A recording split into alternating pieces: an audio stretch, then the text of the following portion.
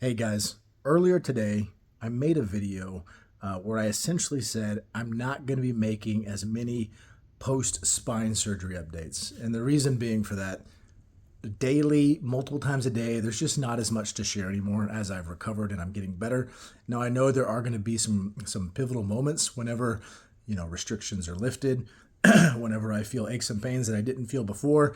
And there's also going to be pivotal moments as I get back to where I was, but multiple times a day, there's just not as much to cover anymore right now. And so, because of that, I want to start sprinkling in a new series. And I want to call that Dadvice, which essentially is dad advice. And the reason I want to do that is because over the years, the course of probably the last 5 years or so, I've been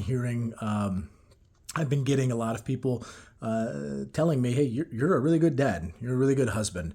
And after you hear it so often, I start to think, well, maybe there's something to that. And so I just kind of want to share what that looks like, my journey. I want to share some stories from the past, some stories from the present, things that I've done with my kids. And, I don't think it's because I'm great. I think it's because honestly, I had a really good dad growing up. And so I've taken a lot of life lessons from him, which I want to share, and I've applied them and I've seen it work.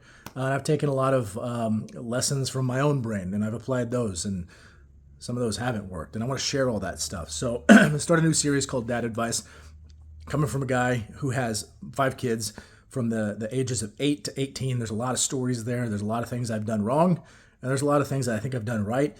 And then there's some things that I've done that I'm still waiting to see if it was wrong or right. I don't even know yet. So I want to start sharing some of that and pushing that out there. And hopefully, if there is anything useful and anybody out there wants to hear it for the children they have now, or maybe the kids they plan to have in the future, they'll find it helpful. But dad advice tip number one, we'll start it off right here, is spend time with your kids doing the things that you already do.